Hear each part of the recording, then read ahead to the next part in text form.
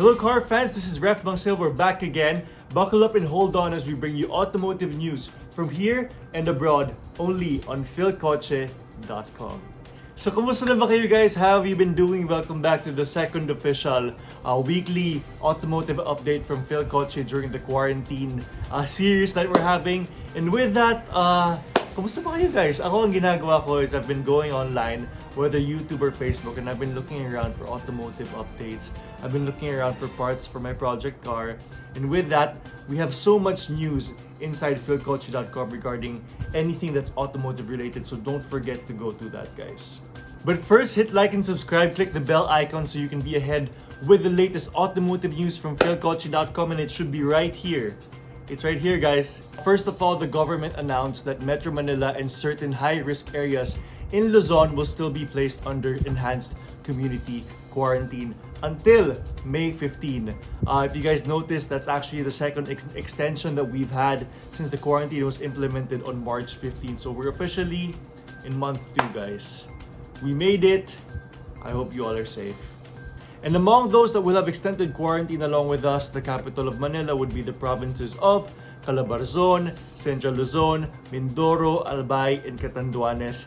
Because guys, unfortunately, marami pa rin cases ng COVID-19 dito. So, hindi tayo nag-iisa. The whole Philippine nation is fighting against this pandemic.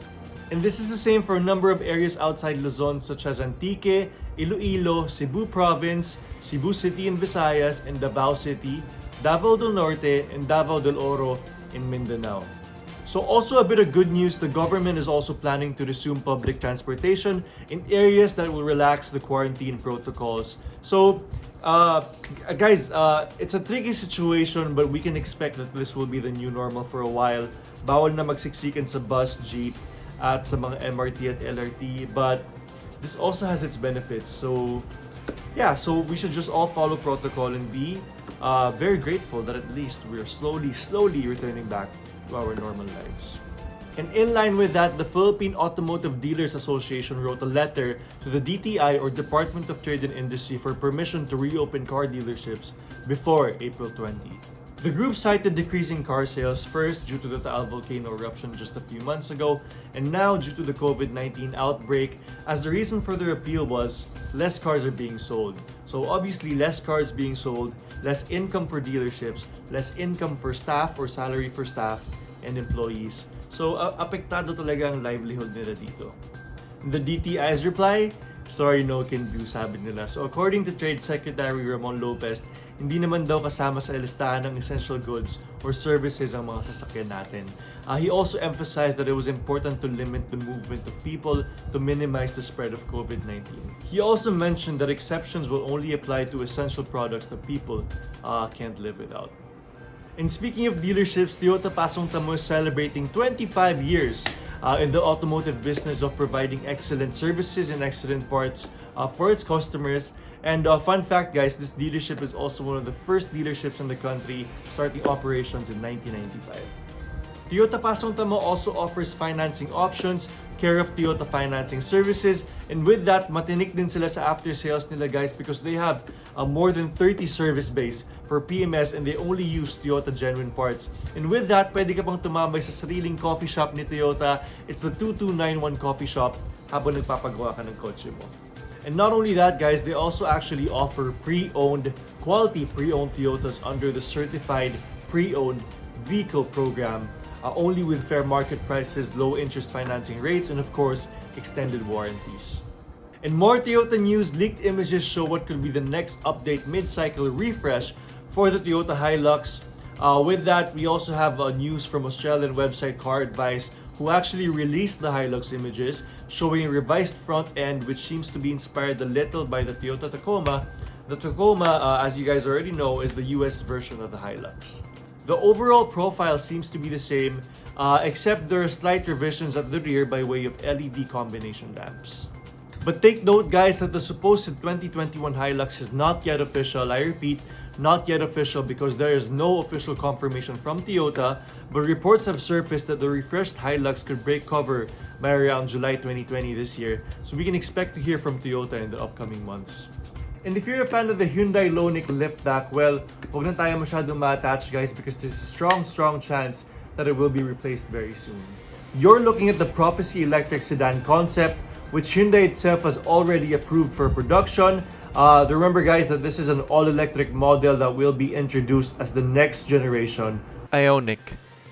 And before this is released guys, Hyundai will also be making a retail version of its 45 electric SUV concept.